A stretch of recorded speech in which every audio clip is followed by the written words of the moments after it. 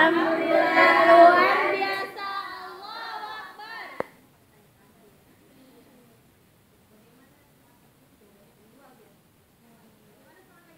Luar biasa.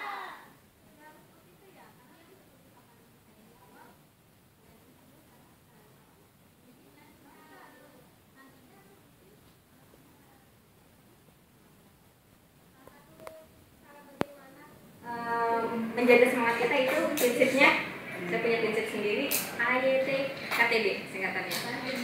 AYT KTB. Apapun yang terjadi kita tetap belajar. Apapun yang terjadi kita tetap bersyukur. Apapun yang terjadi kita tetap bahagia. Ya, seperti itu. Itu salah satu cara untuk menjaga tetap semangat kita. Gitu. Nah, sebelum mulai pelajaran, salah satu tanda syukur kita, mari kita mulai dengan basmalah. Bismillahirrahmanirrahim. Ya, sebelumnya kita telah belajar yang namanya larutan asam dan larutan basa gitu. Coba kita review sedikit. Asam, larutan asam ya. Dan basa. Sebutkan ciri-ciri umumnya coba. Asam itu pH-nya kurang dari 7. Kalau rasanya asam. Rasanya masam. Terus apa lagi? pH-nya kurang dari 7. Iya. pH-nya kurang dari 7. Terus apa lagi? Memerahkan nafas biru.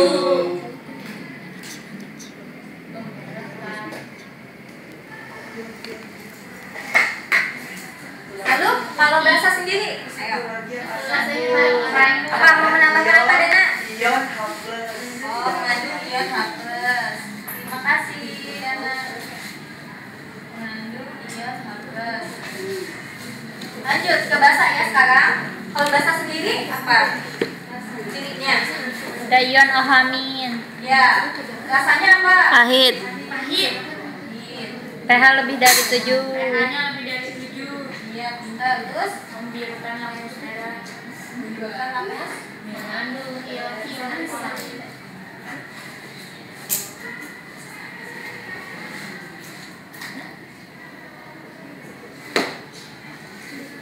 Nah, enggak ada.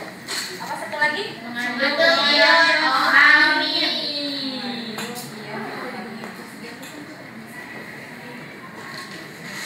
Ya, sekarang kita sudah tahu ya asam dengan basa ciri-cirinya apa. Lalu ketika larutan asam ini direaksikan dengan basa, jadinya apa? Ya, yang tahu nggak, udah baca bukunya kan? Garam. Garam dengan apa? Air. Iya, garam dengan air. Nah, coba yang kalian tahu nih ya, yang kalian tahu garam itu biasanya ditemukan di mana? Di dapur. Garam di dapur. Di dapur. Di dapur, di laut, ya kan? Nah, sifatnya apa? Sifatnya nih biasanya rasanya apa? Asin. Biasanya kita tahu itu rasanya asin kan? Iya. Biasanya kita bisa makan, ya kan? Bisa digunakan dalam makanan. Berarti tidak berbahaya dong? Iya. Tidak berbahaya kan? Yang kita tahu garam yang kita tahu itu adanya di dapur, biasanya di laut, terus juga rasanya asin, nggak berbahaya buat kita gitu. Nah, apakah semua garam itu asin? Adanya di dapur aja, adanya di laut aja, gitu kan? Itu pertanyaan kita. Apakah garam itu hanya bersifat netral saja gitu ya? Hanya yang enak-enak aja gitu. Coba kita kalian bersama ibu, mari sama-sama kita melakukan demonstrasi sederhana ini. Di sini ibu sudah mempersiapkan alat dan bahan yang bisa kita gunakan. Ibu tunjukkan, nanti kalian sebutkan ya namanya. Ini namanya apa? Gelas kimia. Iya, gelas kimia. Gelas ini ya, yang kecil, ternyata 30 ml. Terus kalau yang ini? Indikator universal. Iya, indikator universal. Kalau lakmus satuan. Kalau ini ada nih, ada banyak warna nih, ada berapa tuh? Ada 4 warna kan?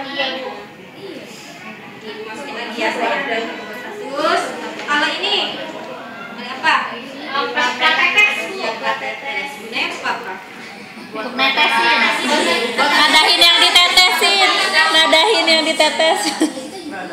Ya, seperti itu ya. Terus sekarang itu tadi alatnya. Yang kita sebutkan bahannya, Ibu sebutkan rumus kimianya, nanti kamu sebutkan nama senyawanya. Ya, Bu. Nah, di sini ada NH4Cl. Amonium klorida. Terus ada NaCl. Garam Ayo, natrium klorida. Garam dapur natrium klorida. sip. Nah, terus satu lagi. Ada NaHCO3. Soda kue. Natrium bikarbonat. Nah, natrium bikarbonat. Nah, udah nih ya, kita punya ketiga lah. Utan. Coba sekarang kita ukur pH-nya biar tahu sifatnya apa, ya kan? Ya, Bu. Ada yang mau bantu? Mau, Bu. Coba Ngopi, ngopi Bu. sih. Maju.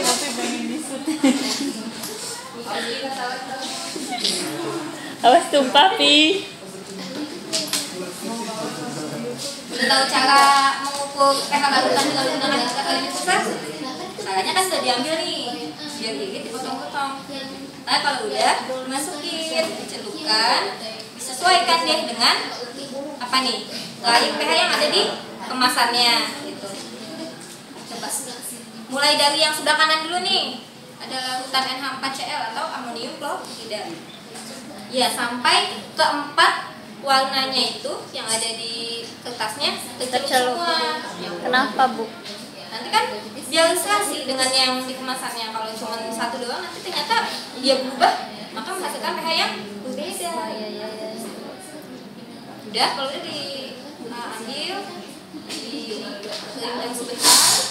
Nah, coba kita lihat ya teman-teman. Nih, kita cocokkan aja Novi, berapa kira-kira amonium kloridanya? Oh, ternyata pH-nya 5. Coba nih lihat teman-teman, coba untuk teman-teman. Tuh, berapa? 5. Benar nggak 5? 5. Iya betul, 5. Ayo lagi. Yang itu 5, coba lagi. Terus lagi.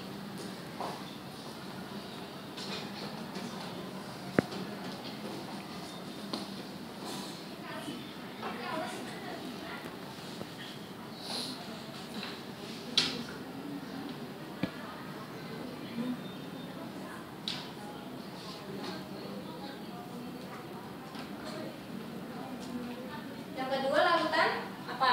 Tadi? Iya, NaCl. Berapa pH-nya?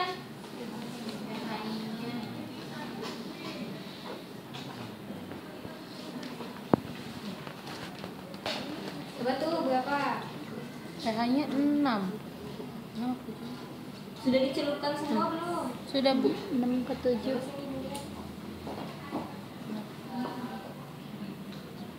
Mendekati 7. Mendekati 7. Iya. 7. Jadi NaCl berapa pH-nya? 7. Lanjut lagi, yang ketiga larutannya.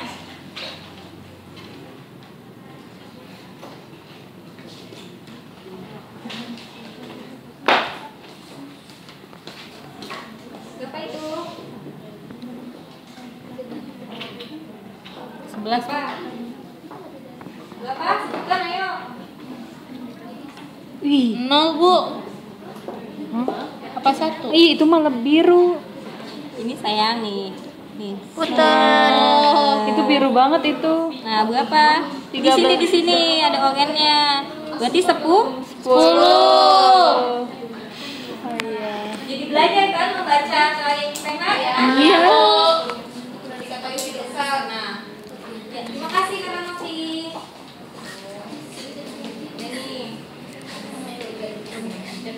Lanjut, udah nih kita dapatkan kan hasilnya. Ternyata NaCl berapa pH-nya? 5. 5. NaCl? 7.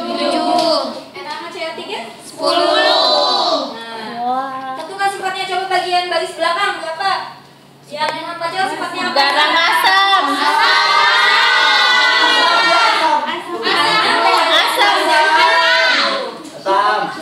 Asam.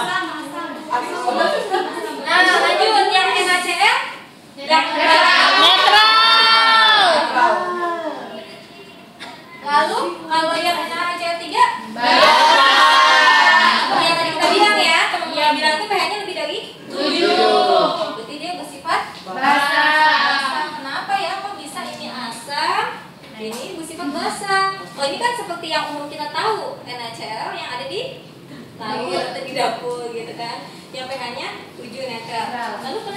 ada juga, ini termasuk lautan apa sih ini N4CO sama NaHCO3? Garam. Nah, ini berasal dari Asam basa. Coba, ini berasal dari apa dan apa? Ayo. NH4+ dan HCl. Apa nama senyawanya? Amonium klorid. Amonium hidroksida sama asam klorid. Ya, pintar. Terus, kalau yang ini? Natrium hidroksida. Natrium Hidroksida sama? asam bikarbonat. Asam bikarbonat jadinya natrium bikarbonat. Nah, sekarang kita akan jawab nih sama-sama kenapa NaCl itu sifatnya asam. Padahal dia garam juga, betul nggak sih? Pertanyaan kita tuh menjawab tidak sih pertanyaan kita yang bahwa ada garam yang di luar netral. Gitu. Sekarang NH4Cl, dia kan terioniisasi menjadi ion apa ini? Sebutkan nama ionnya saja. Kalau ketika ditulis ion amonium dengan ion Cl. ion apa? Klorida. Nah, ini hasil ionisasinya. Lalu ini namanya apa? Nih, namanya apa? Lautan. Ini bentuknya apa? Lautan. Seperti yang kita tahu, lautan itu ada dua komponen, apa dan apa? Pelautan dan pelaut. Iya. Ini pelautnya apa dari ketiga lautan ini? Air. Semua kan? Berarti ada airnya. Nah, ketika ionnya ini, garamnya ini bereaksi dengan air, akan ada ion-ion yang bereaksi dengan pelautnya, yaitu air. Nah, ini ada ion amonium dengan ion klorida. Tidak semua ion-ion yang ada di garamnya itu akan bereaksi dengan air. Yang tidak bereaksi itu yang kuat, yang tidak bereaksi itu yang kuat, yang bereaksi itu yang lemah. Berarti di sini siapa yang bereaksi? Amonium. Amonium NH4+. Ditambah dengan tadi bereaksi dengan pelautnya siapa? Air. H2O. Di sini kan apa namanya? Ini kation apa anion? Kation. Kalau kation bereaksi dengan air, maka ia akan menyumbangkan H+ kepada air. Makanya jadi NH4OH. NH4OH ditambah H+. tambah H+.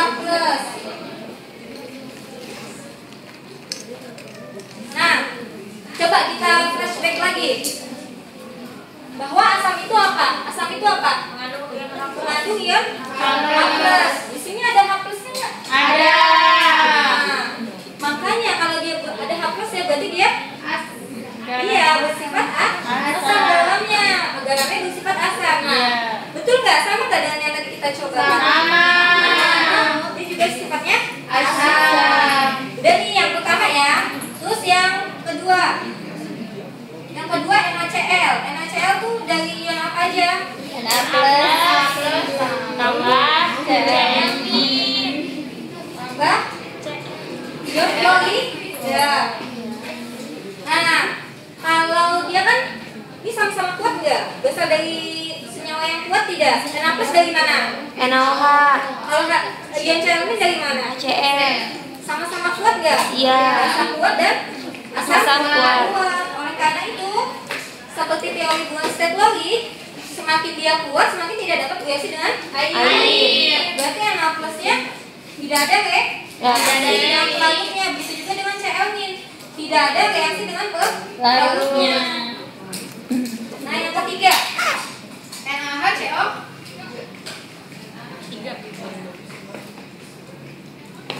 Menjadi apa, ayo? Ion apa? Na+. Terus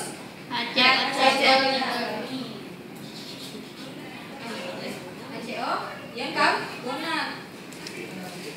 Nah, lalu siapa nih yang akan bereaksi dengan pelautnya? Karbonat. Ya, HCO3 ini ya. Bereaksi dengan Air. menjadi apa? Ayo. H2CO3 Asam dan bikarbonat. asam bikarbonat. Dan Ohamin. Dan Ohamin. Nah, ayo kita balik lagi. Ohamin punya siapa? Asam atau basa? Basa. Berarti betul nggak? Betul. Tadi betul ya. Berarti Kak Novi tadi betul ya? Iya. Iya, Novi. Sehingga dia lain pH-nya berada di atas 7. Sehingga dia basa. Nah, sudah kita buktikan sama-sama bahwa garam itu Tidak cuma netral. yang bersifat Asam dan ada sifat basa. Tergantung siapanya nih.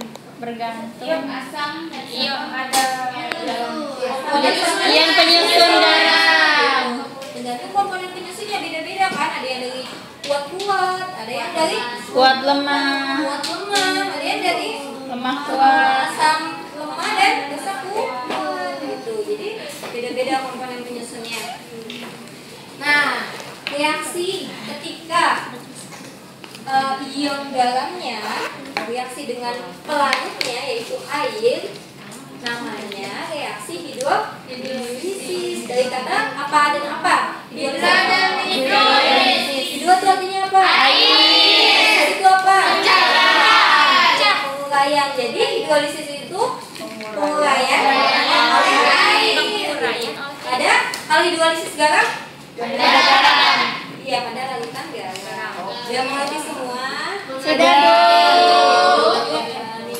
Kan ini kan kita dapat ya pH-nya 5, ada yang 7, ada yang 10, kok bisa? Bisa nggak ya kalau dihitung dengan perhitungan? Nah,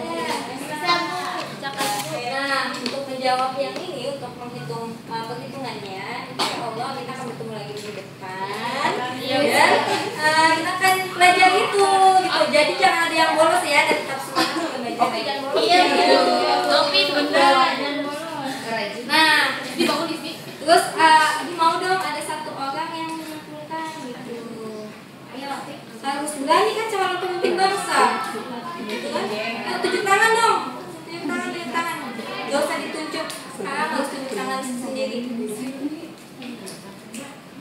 Nanti kalau udah mimpin bangsa banyak saingannya loh di luar. Banyak saingannya nanti di luar. Kalau kita nggak berani-berani, nggak memberanikan diri, akan kalah saing gitu. Ayo cepetan. Bu. Ya. Mimpin bangsa. Allahu Akbar. Dari 3 garam yang diuji tadi, Bu, intinya bukan semua, ternyata nggak semua garam itu netral. Iya. Ada garam yang bersifat asam, ada yang basa. Ditentukan dari komponen penyusunnya, ion asam atau basa yang lemah yang bisa dihidrolisis. Mana subhanallah. Apaan? Ya, begitu ya. Jadi semua sudah paham? Sudah Ibu. Awalan semangat tapi juga semangat. Semangatnya apa? Jawab pertanyaan ibu dengan semangat. Sudah paham semuanya? Sudah apa bang dijawabnya? Sudah paham. Ibu harapkan bisa bertemu kalian lagi minggu depan. Amin. Semoga ilmu yang kita pelajari ini berkah, bukan hanya apa ya, bukan hanya duduk, tapi juga mendapatkan keberkahan dari duduk kita di sini. Amin. Kita ucapkan hamdalah.